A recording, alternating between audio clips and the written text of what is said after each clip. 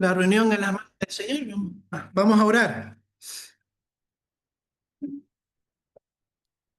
Señor, estamos agradecidos de estar delante de tu presencia, Señor. Gracias porque una vez más has hecho posible que estemos aquí un grupo de tus hijos, Señor, reunidos con el propósito de darte a ti la gloria, Señor, y darte la honra.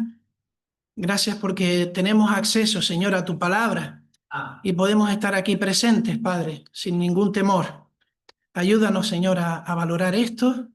Ayúdanos también a que el Espíritu Santo trabaje en nuestro corazón y no seamos nosotros, Señor, torpes en este sentido, Padre. Que no pongamos trabas a la obra que tú quieres en cada uno de nosotros. Te pedimos, Señor, que tú nos des hoy un corazón atento, también que me ayude, Señor, a poder de forma clara exponer tu palabra, Señor. Gracias por esta reunión. Bendícela, Señor, de principio a fin. En el nombre del Señor Jesús. Amén. Bueno, pues con la ayuda del Señor vamos a seguir dando algunos pasitos más en la carta del apóstol Pedro, la segunda carta. Estamos en el primer capítulo y hemos cantado ahora en el himno 369, Hallé un buen amigo, mi amado Salvador. Y hoy vamos a hablar un poco también de la amistad que tenemos que tener entre nosotros como hermanos y hermanas, pero también una amistad mayor que tendríamos que tener con nuestro Padre, también con el Señor Jesús, como nos invita el Nuevo Testamento. Porque así nos llama nuestro Señor, nos llama amigos. Y es precioso este himno 369, porque nos habla de este amigo que jamás nos falta, que jamás nos dejará. Es mi fuerte y poderoso protector. Y por lo tanto dice después, del mundo yo me aparto y toda vanidad para consagrar mi vida a mi Señor. Pues que el Señor quiera que ese sea un poco también el pensamiento y la idea en esta tarde. Vamos a seguir y vamos a leer primero el texto de Segunda de Pedro, el capítulo 1. Vamos a leer unos versículos antes de donde lo dejamos en la última ocasión. Segunda de Pedro, capítulo 1, y vamos a leer desde el versículo 3 hasta el versículo 15, que es la porción que venimos estudiando. Versículo 3, como todas las cosas que pertenecen a la vida y a la piedad nos han sido dadas por su divino poder, mediante el conocimiento de aquel que nos llamó por su gloria y excelencia, por medio de las cuales nos ha dado preciosas y grandísimas promesas, para que por ellas llegaseis a ser participantes de la naturaleza divina, habiendo huido de la corrupción que hay en el mundo a causa de la concupiscencia. Versículo 5, vosotros también, poniendo toda diligencia, por esto mismo, añadid a vuestra fe virtud, a la virtud conocimiento, al conocimiento dominio propio, al dominio propio paciencia, a la paciencia piedad, a la piedad afecto fraternal y al afecto fraternal amor. Porque si estas cosas están en vosotros y abundan, no os dejarán estar ociosos ni sin fruto en cuanto al conocimiento de nuestro Señor Jesucristo. Pero el que no tiene estas cosas tiene la vista muy corta, es ciego, habiendo olvidado la purificación de sus antiguos pecados. Por lo cual, hermanos, tanto más procurad hacer firme vuestra vocación y elección, porque haciendo estas cosas no caeréis jamás, porque de esta manera os será otorgada amplia y generosa entrada en el reino eterno de nuestro Señor y Salvador Jesucristo. Por esto yo no dejaré de recordaros siempre estas cosas, aunque vosotros las sepáis y estéis confirmados en la verdad presente. Pues tengo por justo, en tanto que estoy en este cuerpo, el despertaros con amonestación, sabiendo que en breve debo abandonar el cuerpo, como nuestro Señor Jesucristo me ha declarado. También yo procuraré con diligencia que después de mi partida vosotros podáis en todo momento tener memoria de estas cosas. Que el Señor bendiga su palabra. Y vamos a continuar. No sé si recuerdan un poco el domingo dónde lo dejamos, pero habíamos entrado en esos 7 rasgos, en esas 7 características que describe el apóstol Pedro en esta carta. Hemos leído que él va a poner toda diligencia para que, de hecho, puso tanta diligencia que la carta ha llegado con la ayuda del Señor a nuestros días. Y quizás el apóstol no sabía la trascendencia de esa implicación que él tenía, pero por medio del Espíritu Santo nos ha llegado esta carta, como veíamos, y somos destinatarios de la misma. La primera parte, y recordamos el esquema, que es muy sencillo, pero ya podemos recordarlo, eran 3 partes en las que dividíamos la carta. Capítulo 1, un conocimiento verdadero. Capítulo 2 de la carta, un conocimiento en contraste falso. Y capítulo 3, un conocimiento necesario. Capítulo 1 va a hablar del carácter cristiano, que es lo que estamos tratando.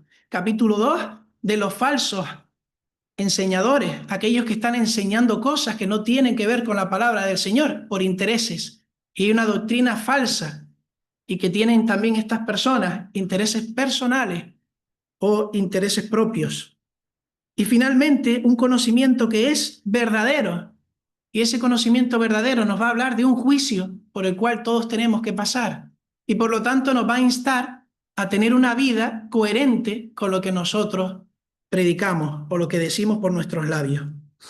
Pues partiendo de aquí, estamos en el versículo 6. Vamos a leer desde el 5. Vosotros también, poniendo toda diligencia, por esto mismo añadid a vuestra fe virtud. Y decíamos que la fe es la base. A partir de la fe tenemos que ir dando esos nutrientes, decíamos, a esa semilla que está plantada en nuestro corazón por el Espíritu Santo. Y vamos a ver como ilustración 7 semillas, 7 plantas que están en nuestro corazón, en el terreno de nuestro corazón. Nosotros no podemos poner esas semillas. Eso lo hace Dios en cada una de nuestras vidas. Pero sí tenemos una responsabilidad en cuanto a que esa semilla produce una planta que luego tenemos nosotros que regar o que podar. Y por supuesto, dar fruto para honra de Dios. Así que dice, versículo 5, poniendo toda diligencia por esto mismo, añadid a vuestra fe virtud, a la virtud conocimiento, versículo 6, al conocimiento dominio propio, al dominio propio paciencia. Y ahí estábamos, paciencia, antes de llegar a la piedad y al amor fraternal o afecto fraternal. Hablando de la paciencia, que fue lo último que nosotros comentamos el domingo en la mañana, la palabra que utiliza aquí el original es la palabra que significa paciencia en cuanto a la tribulación, a los momentos de angustia o dificultad. No está hablando de la paciencia específicamente que tenemos que tener los unos con los otros. Pero decíamos que colateralmente también, porque acaso muchas veces nosotros no estamos en aflicción por causa de otros. ¿Y el apóstol cuántas veces no estuvo en aflicción en cárcel por culpa de otros? Aunque fuera a presentar la palabra. Pero era otro o otros los que hacían que estuviera encarcelado. Así que de manera colateral, cuando hablamos aquí de paciencia, también tiene que ver los unos con los otros. La paciencia del cristiano tiene que ser similar o semejante o alzar a la paciencia de Dios. Ese es el objetivo. Tiene que ser semejante. Primera de Tesalonicenses, capítulo 5, versículo 14. Vamos hoy a ver bastantes textos. Así que sí, vamos a mover las hojas bastante de nuestras Biblias en esta ocasión. Primera de Tesalonicenses, capítulo 5, versículo 14, hablando de la paciencia. Y aquí dice el apóstol Pablo, también os rogamos, hermanos, que amonestéis a los ociosos, que alentéis a los de poco ánimo, que sostengáis a los débiles, que seáis pacientes para con todos. Y miren lo que dice después. Mirad que ninguno pague a otro mal por mal. Antes seguid siempre lo bueno, unos para con otros y para con todos. Esto es el apóstol Pablo. Así que la paciencia también es fruto del Espíritu y lo encontramos en Gálatas capítulo 5, versículo 22. Vamos a ver allí que la paciencia también es protagonista. Gálatas capítulo 5, versículo 22. Dice, mas el fruto del Espíritu es amor, gozo, paz, paciencia, benignidad, bondad, fe, mansedumbre, templanza. Contra tales cosas no hay ley. ¿Qué más decir de la paciencia? Pues miren, la paciencia no es una cosa que podamos de alguna manera, pasar desapercibida y podamos decir, esta cualidad o esta habilidad que pone el Espíritu Santo en mi vida no está diseñada, no está creada para mí. Yo soy una persona temperamental y por lo tanto otra persona sí tiene capacidad de desarrollar su paciencia. La palabra de Dios no nos dice eso. La palabra de Dios dice que esa paciencia la tenemos plantada en nosotros por medio del Espíritu Santo y tenemos que practicarla constantemente. Así que si queremos servir a Dios, necesitamos de la paciencia. Es más, el servicio a Dios nos va a obligar a ser cada vez más pacientes si estamos en el servicio a Dios, donde el Señor nos haya puesto. Miren lo que dice 2 de Corintios, capítulo 6, versículo 4, hablando acerca de la paciencia en el servicio. 2 de Corintios 6, versículo 4.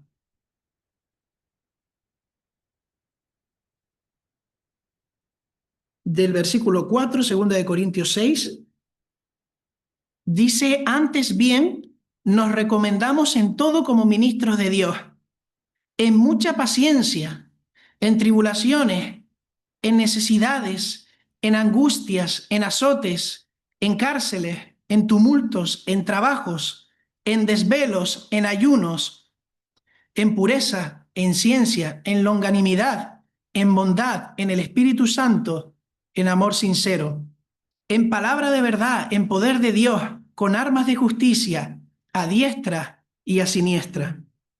Versículo 8, por honra y por deshonra, por mala fama y por buena fama, como engañadores pero veraces, como desconocidos pero bien conocidos, como moribundos, mas he aquí vivimos, como castigados, mas no muertos, como entristecidos, mas siempre gozosos, como pobres, mas enriqueciendo a muchos, como no teniendo nada, mas poseyéndolo todo.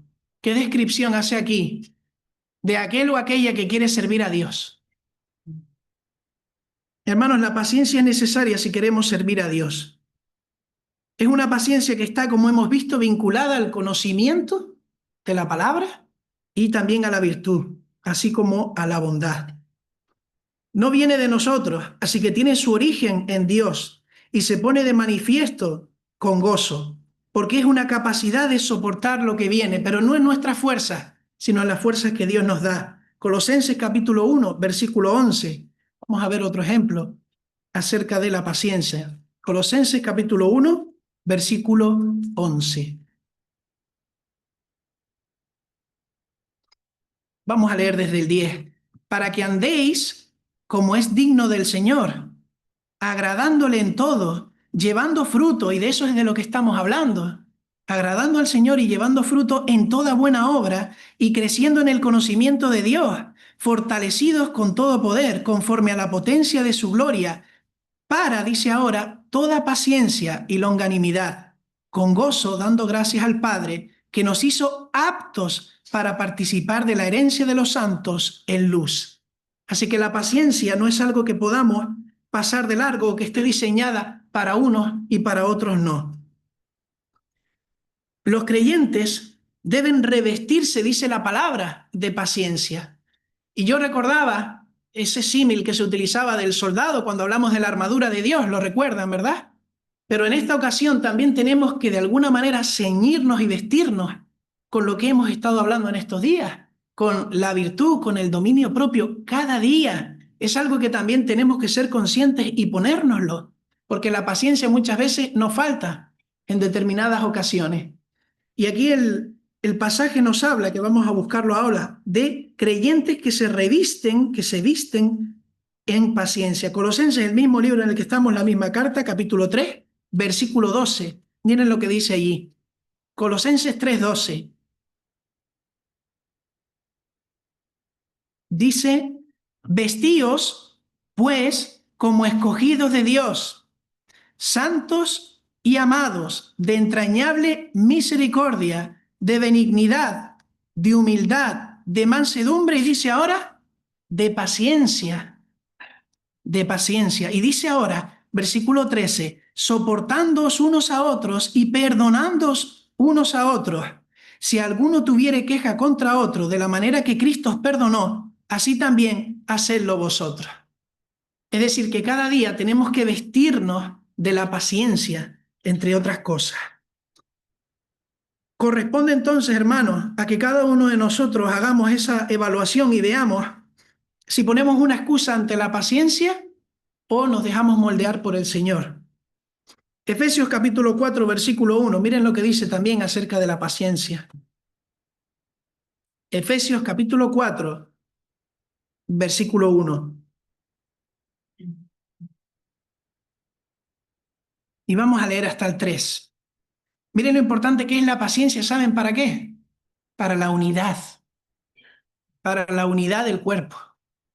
Yo pues, preso en el Señor, os ruego que andéis como es digno de la vocación con que fuisteis llamados, con toda humildad y mansedumbre, soportándoos con paciencia los unos a los otros en amor, solícitos en guardar la unidad del Espíritu en el vínculo de la paz.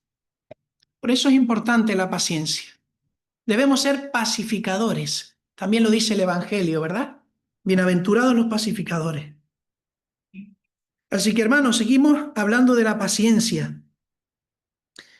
Muchas veces pensamos que es injusto lo que estamos viviendo, que lo que estamos viviendo en la actualidad me supera la situación que esté viviendo, o no la puedo comprender porque es una prueba directa de Dios y hasta ahí puedo leer, pero aún así me parece que está durando mucho en el tiempo y me falta consuelo para poder saber o poder aguantar según me pide el Señor.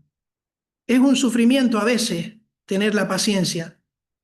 Pero miren, ¿saben lo que nos hace la paciencia si le damos la vuelta? ¿A qué nos lleva? A ver las cosas de otra manera. Cuando nosotros estamos en aflicción y tenemos que ejercer la paciencia, ¿a dónde miramos? ¿A dónde clamamos? Pues al único que nos puede dar consuelo, que es a Dios.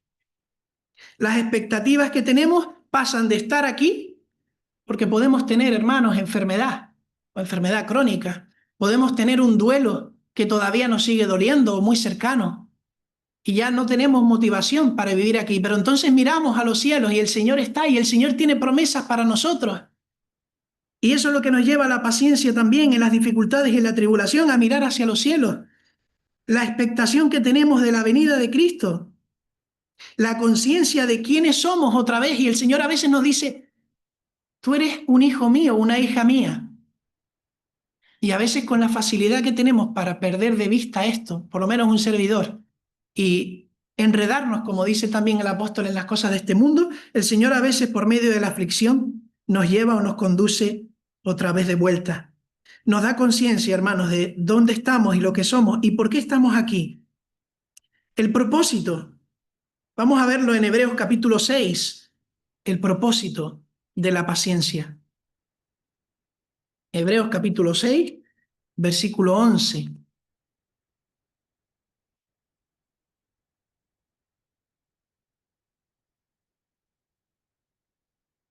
Dice, pero deseamos que cada uno de vosotros muestre la misma solicitud hasta el fin, para plena certeza de la esperanza.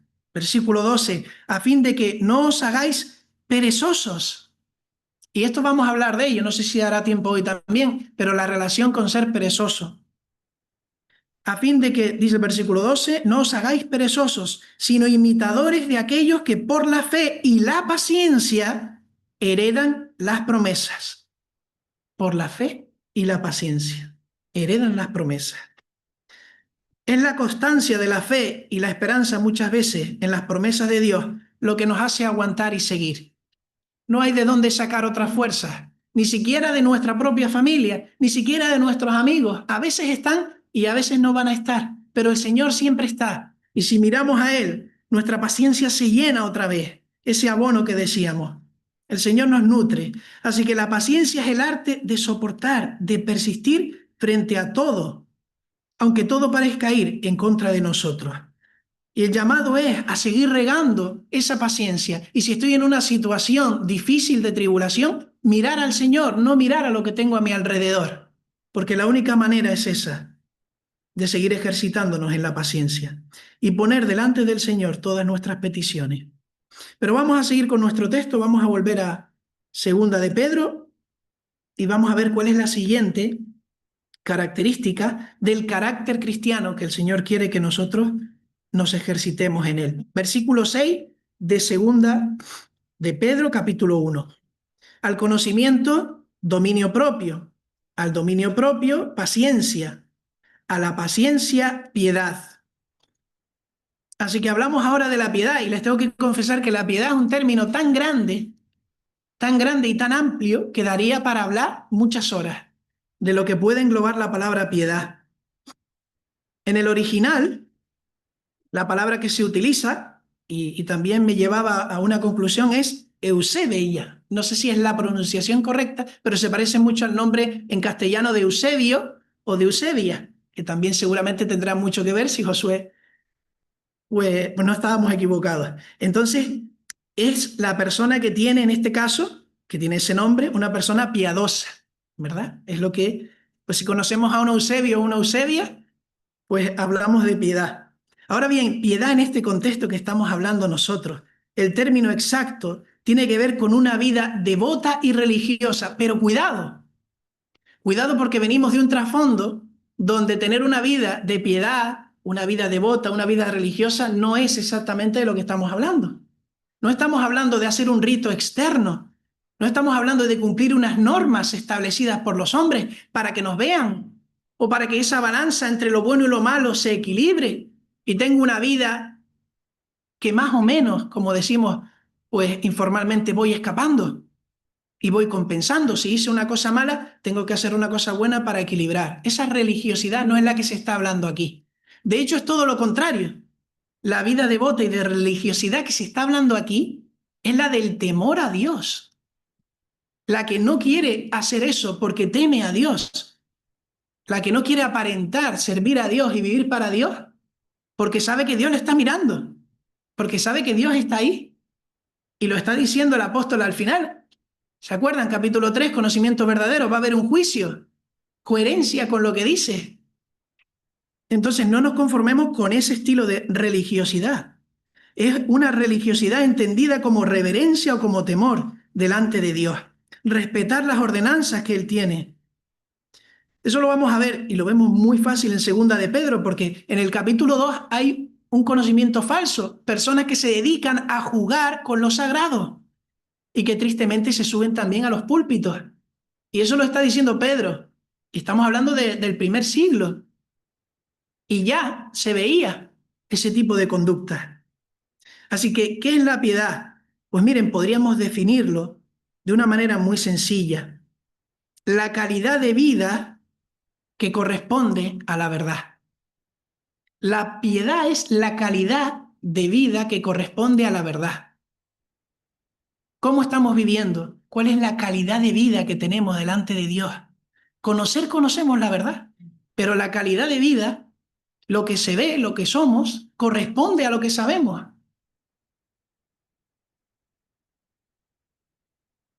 Recuerden que la piedad brota de Dios igual que todas estas características.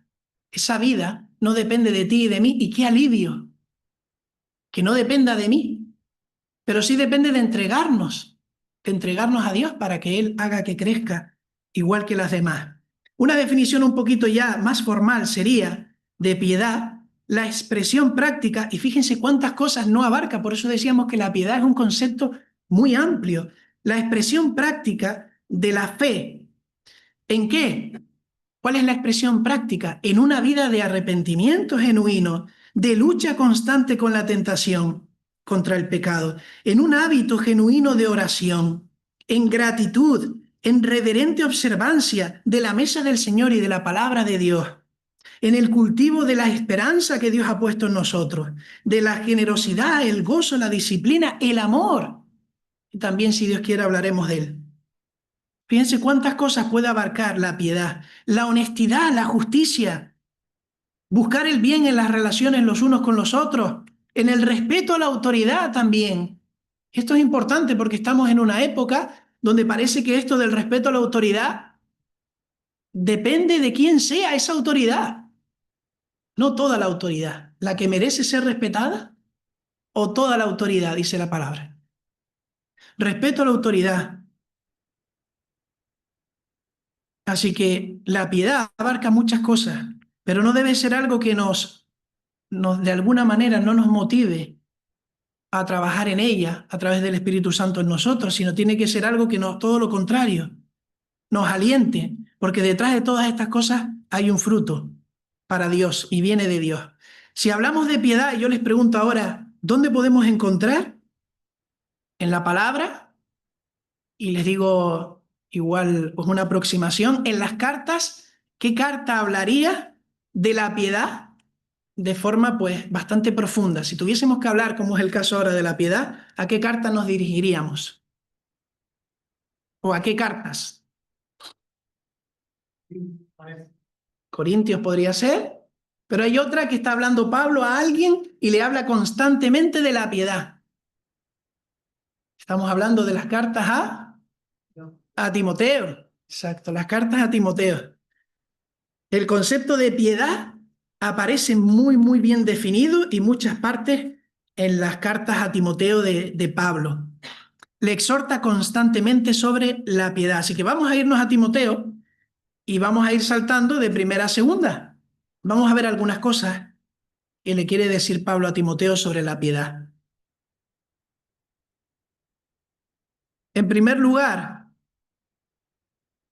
Pablo le va a decir a Timoteo, y también nos llega a nosotros hoy, que la piedad va a ser no solo esa vida que hemos hablado ahora de calidad hacia Dios, sino que también tiene que ser hacia los demás. Así que la piedad no solo tiene que ser desde el hombre a Dios y una vida conforme a lo que Dios quiere para nosotros, sino también se va a ver reflejada con nuestra actitud hacia los demás. Vamos a primera de Timoteo capítulo 4 y versículos 7 y 8. También nos va a hablar de para qué sirve la piedad. Primera de Timoteo 4, versículo 7. Desecha las fábulas profanas y de viejas, ejercítate, dice, y esta frase es la que estamos utilizando nosotros durante todo este estudio, ¿verdad? Ejercítate para la piedad. Y dice ahora, porque el ejercicio corporal para poco es provechoso, pero la piedad para todo aprovecha, pues tiene promesa de esta vida presente y de la venidera. Miren si no es motivador lo que le está diciendo Pablo a Timoteo. Ejercítate en la piedad porque tiene promesa para esta vida, para el ya, para la hora, para el hoy, pero también para la vida venidera. Eso es lo que le está diciendo el apóstol. Pero hay más. Vamos a 1 de Timoteo capítulo 6, en la hoja que tenemos al lado, en nuestras Biblias, versículo 11. ¿Qué nos dice allí? Mas tú, oh hombre de Dios, huye de estas cosas y sigue la justicia, la piedad, la fe, el amor, la paciencia, la mansedumbre. Y luego diría, pelea la buena batalla de la fe, echa mano de la vida eterna. Así que, hermanos, tenemos que echar mano también de estas cosas, de la justicia, de la piedad, de la fe, el amor y la paciencia, así como la mansedumbre. Así que es una exhortación a buscarla. Tenemos que buscarla en nuestra vida, hacer la práctica. En contraposición a esto, hermanos, al modo de vida asociado, ¿verdad?, a las falsas doctrinas que hemos visto que Pedro se empeña en luchar contra ellas en el capítulo 2. La piedad es todo lo contrario, concuerda con la sana doctrina. Así debiera ser. Es decir, que frente a la piedad, la impiedad es lo que detecta que una enseñanza es falsa y es errónea, porque va en contra de la palabra de Dios. Tiene que ser de un mismo sentir, la piedad con lo que dice la palabra de Dios, la sana doctrina. Miren capítulo 6, versículo 3 de Primera de Timoteo. Si alguno enseña otra cosa y no se conforma a las sanas palabras de nuestro Señor Jesucristo y a la doctrina que es conforme a la piedad, está envanecido, nada sabe y delira acerca de cuestiones y contiendas de palabras, de las cuales que nacen envidias, pleitos, blasfemias, malas sospechas, disputas necias de hombres corruptos de entendimiento y privados de la verdad, que toman la piedad como fuente de ganancia. Apártate de los tales. Apártate de los tales, le dice. Miren si es importante la piedad. El vivir en impiedad también lo que produce. Tenemos que tener cuidado, hermanos, con esto. Así que la piedad no es algo moralista, porque está arraigada en el Señor Jesús. No es simplemente un culto externo, no es un mero concepto de Dios, no es una virtud que unos tienen y otros no, no es un ideal. La piedad no es un ideal, tenemos que llegar a la piedad y entre todos llegaremos. Eso nos dice la palabra.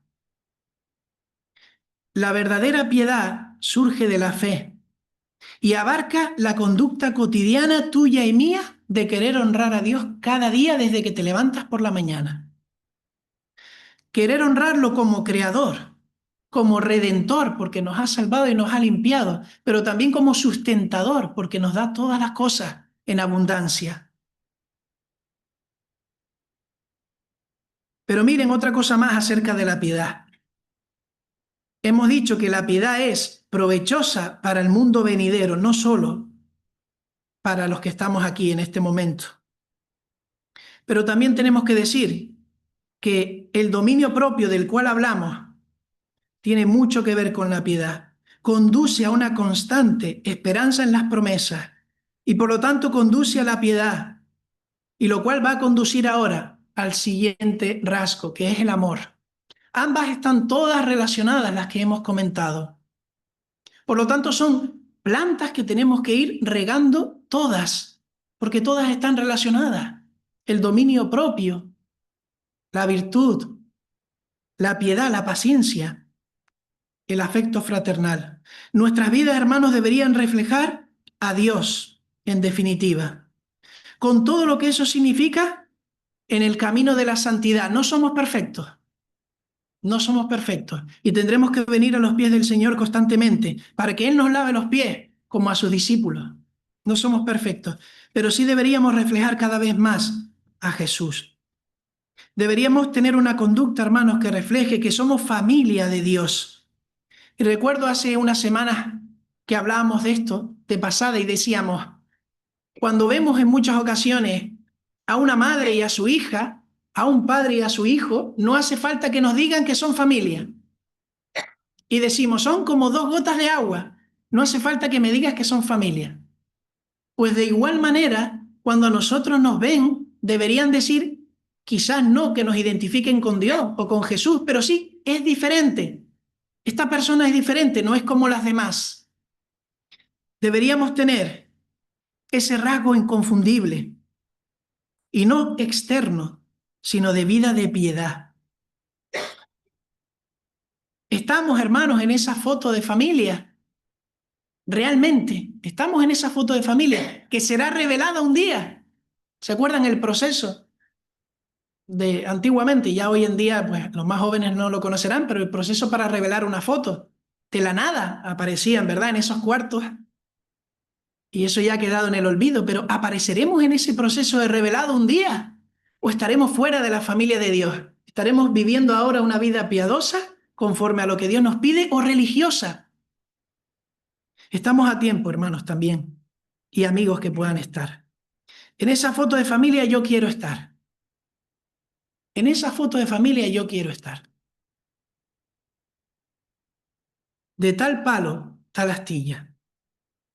Recordemos, la piedad para todo aprovecha, pues tiene promesas de esta vida presente y de la venidera. Pues esto nos va a llevar, hermanos, a otra característica más, y ya vamos al verso 7. Volvemos a nuestro texto en Segunda de Pedro, capítulo 1 y versículo 7.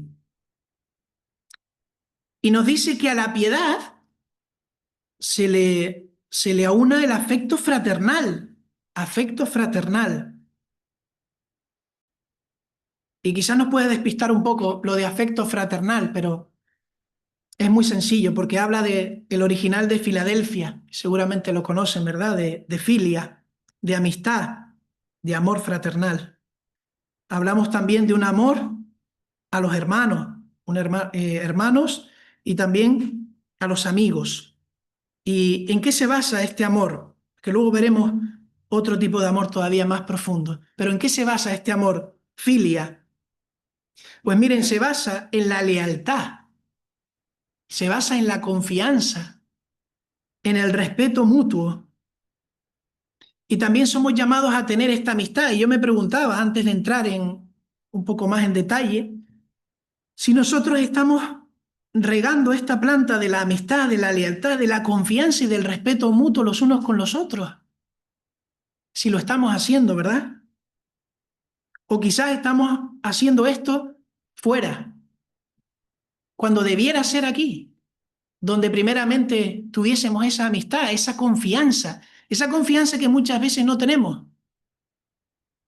Y muchas veces no tenemos esa confianza porque no estamos regando todo lo que hemos hablado. Y tenemos miedo de abrir nuestro corazón al hermano o a la hermana, aunque la Biblia dice confesaos los unos a los otros, y estamos tan lejos de abrir un corazón verdadero delante de un hermano por la vergüenza. No sé si les pasa, pero a mí me ha pasado. Igual a otra persona le pasa conmigo porque no me muestro como esa persona de confianza. Pero es una realidad, hermano, que la palabra nos pide confesaros los unos a los otros y que estamos lejos de eso. Estamos lejos de tener esa amistad que hace que hablemos de cualquier cosa. Y es triste cuando hablamos de cualquier cosa con una persona que no es creyente, pero nos cuesta dentro de la iglesia, porque no tenemos esa confianza, igual porque no hay un respeto mutuo. No se pueden ser por muchas cosas, pero que el Señor nos ayude, que el Señor nos corrija, que el Señor arranque cualquier cosa mala y que nos dé transparencia para hacer lo que Él nos pide y que es bueno para nosotros. Que nos dé esa camaradería. Recuerdo siempre esta palabra, me lleva a pensar en la época de mi abuelo, cuando él estaba en la guerra. Una camaradería que no terminaba nunca. Pasaban los años y recordaba las historias y habían sido lazos de sangre. Y la verdad que era entrañable escucharlo. Esa camaradería también debería ser nuestra. En el servicio al Señor como soldados también. La búsqueda del bien del otro. Pues miren, esta palabra también nos habla del amor que es profundo, que es duradero, que necesita tiempo y que busca siempre el apoyo mutuo. Y es recíproco. No es una cosa en la que uno está por encima y el otro por debajo.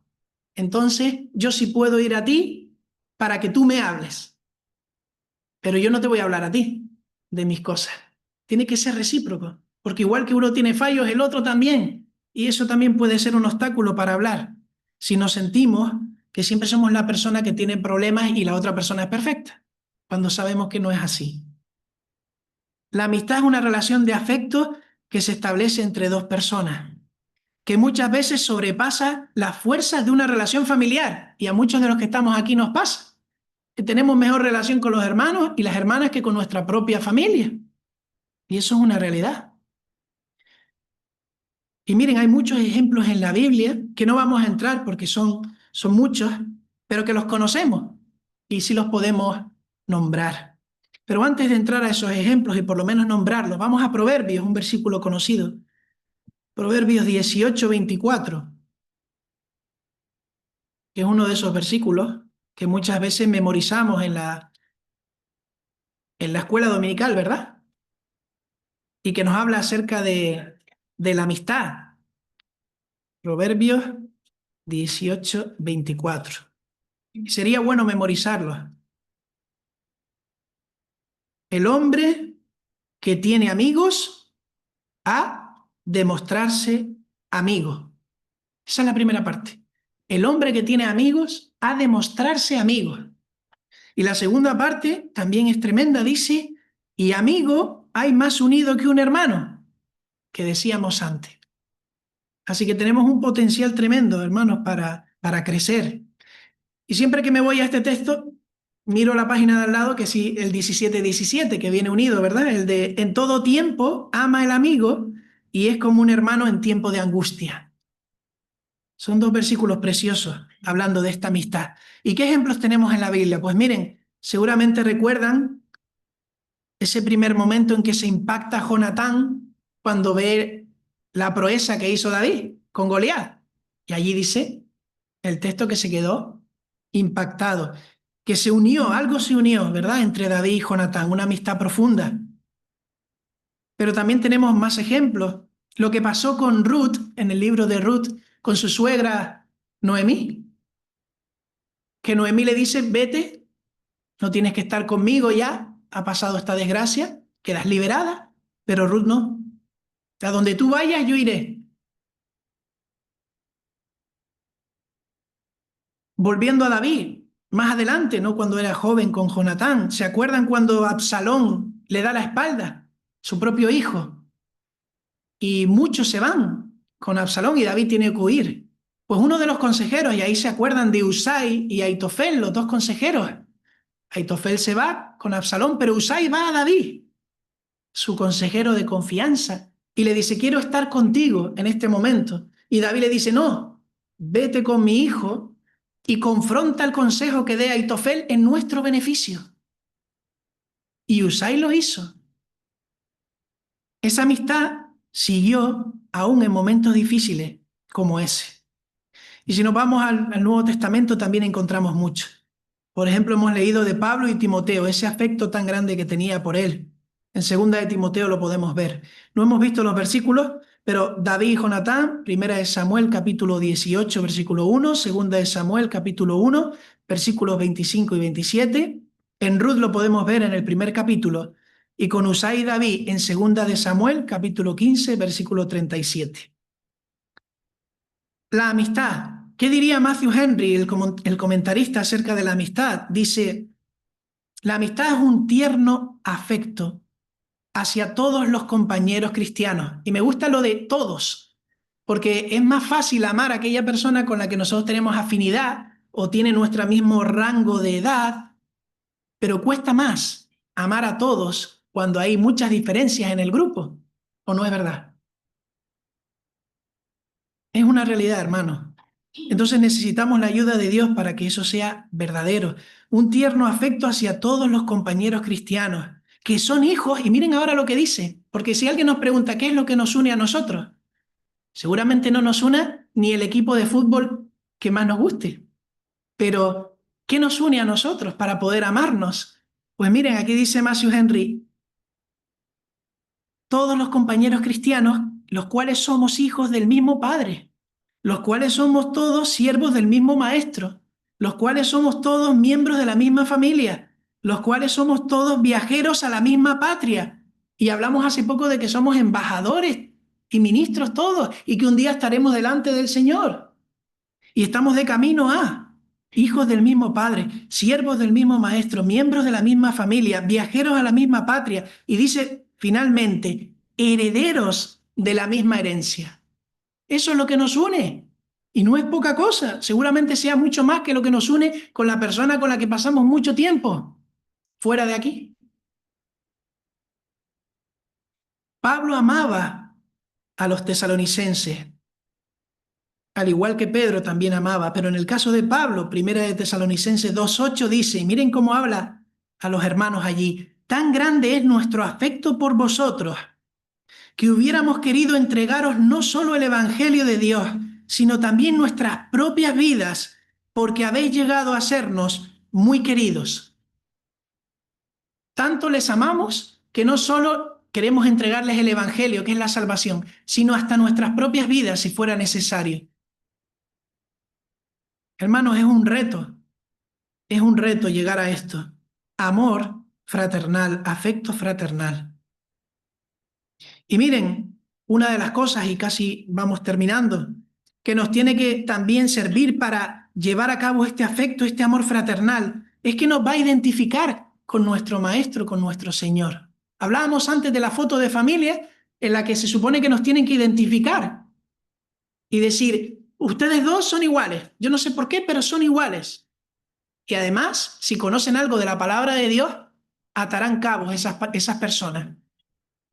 Pero no solo por eso, miren Juan capítulo 13 y versículo 35, a colación con esto del amor fraternal y de parecernos los unos a los otros. Juan capítulo 13, versículo 35.